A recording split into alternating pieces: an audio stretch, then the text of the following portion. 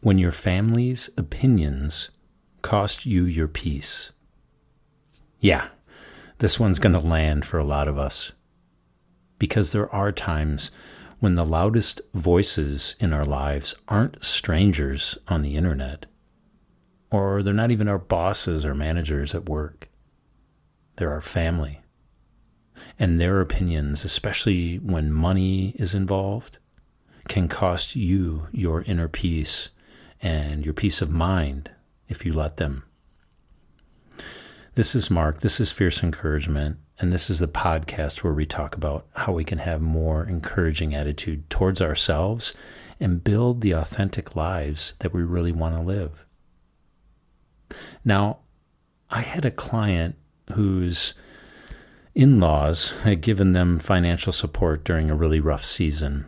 And, well, on paper, it was generous. But in practice, well, it came along with some strings. Because suddenly, every gathering was filled with, some tension and some of that side eye, right? And some judgment. There might even have been some whispers, right? And kind of felt like every get-together was an audit. You shouldn't spend money on that. You're ruining your life. Maybe you're crazy. All those things kind of circled in the pool of difficulty that was kind of in this relationship. And the money wasn't just money anymore. It became kind of like permission for surveillance. It was almost like a quiet, silent contract that was saying to my client, we bought the right to control you.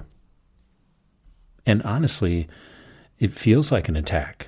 And it kind of is an attack. Because no matter what they did, whether it was buying something that they truly needed, or planning an event, or building up parts of their entrepreneurial business that mattered, well, someone had an opinion, and it really cost them their peace. And I'm just wondering if anybody else has been there. I know I have. We accept help, and then suddenly we feel like we're owned. Or we just try to live our life in a certain way.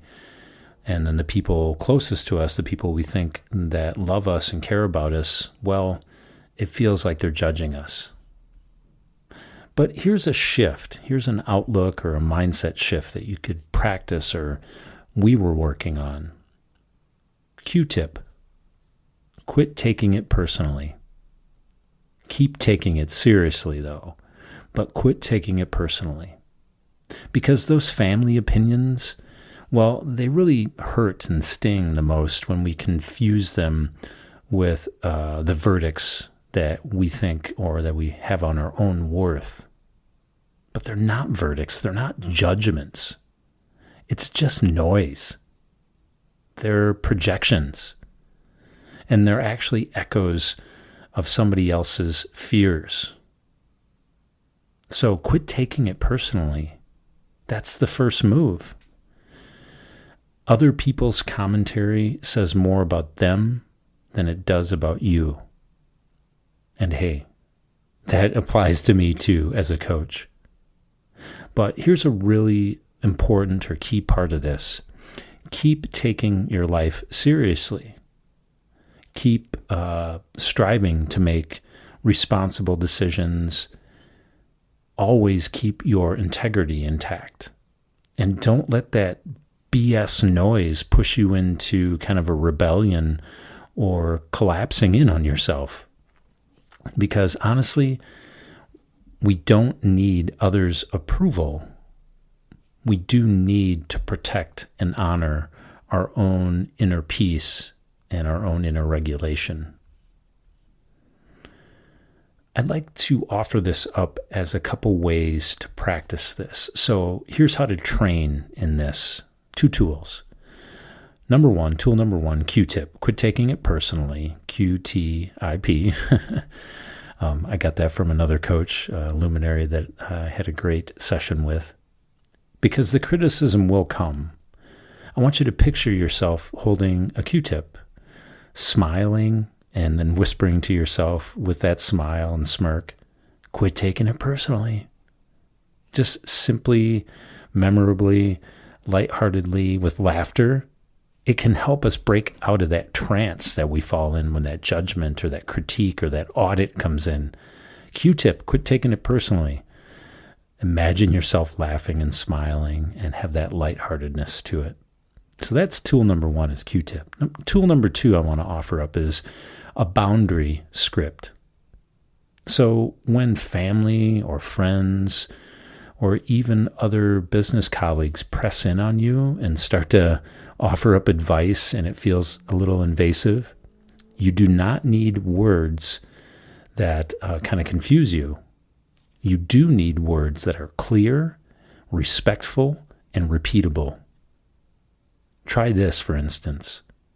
Hey, thanks for the concern. Decisions are handled by us. Updates will be there when there is some news. Find a script for yourself that will help you create a clear, respectful, and really succinct but repeatable boundary. Truly, that's it. It isn't up for debate. Make that decision in your mind. Cut off the bull crap and the panic and the fear and the doubt. And don't think that you need to counterattack. That's where a lot of us live, right? Well, they're judging me, so I'm going to come back with my ammo. Don't do that. Create that respectful, clear boundary for yourself. Just have that calm, clear boundary and say it once, maybe say it twice if you have to with this person or even in your head, and then change the subject. Move on. So Q-tip, boundary script, this is your armor as you work on this. Now, some of you, I'm sure, and I'm kind of included in that when I was writing this out, are thinking or considering, hey, that's great, Mark, but that is not easy.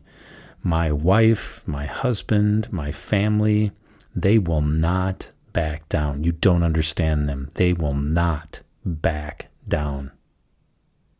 And of course, it's really easy to say this, to create a podcast and talk about it, or even to say it in a coaching session. It's quite another thing to take it into the arena or take it into the dojo and practice. Well, and that's why we call this training, right? That's why we call it a practice, because we won't walk into the gym and throw 500 pounds on the deadlift bar and hoist it up on day 1 or day 10 or even day 100. We have to build up with reps. We have to build up with that consistency. So your first rep is literally quit taking it personally.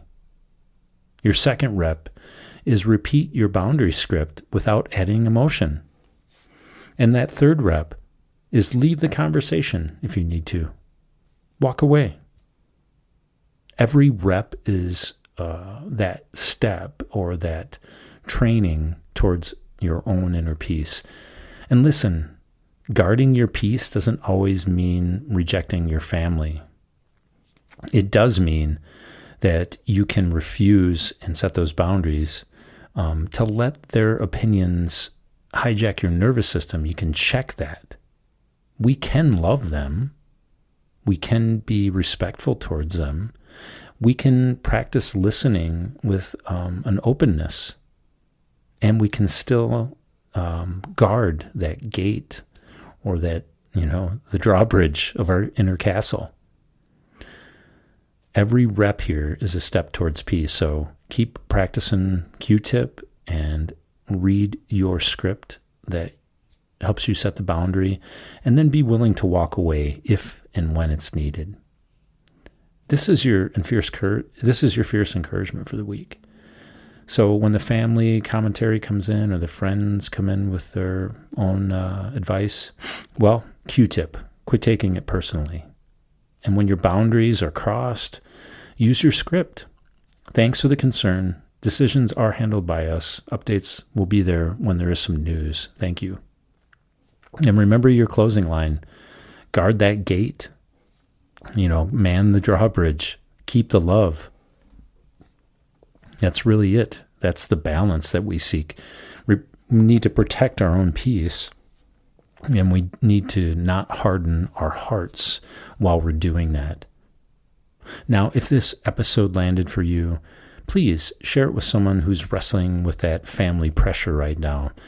And of course, let them know they are not alone. They are not isolated. It's really hard work. This is not an easy one to kind of run right into and put a Band-Aid over. It is deep work, but it is possible to make some progress on it. And of course, if you wanted help building this exact kind of practical tools and habits to fit into your own life so you can stand steady even when those voices are loud or the energy is wobbly, check on the link and click on the link in the show notes to book a complimentary call with me. I would love to connect with you. Quit taking it personally. Keep taking it seriously. Guard your gate and keep the love. I hope you have a great day, a great evening wherever you're at. Thanks for listening to Fierce Encouragement. This has been Mark. We'll catch you next time. Be well.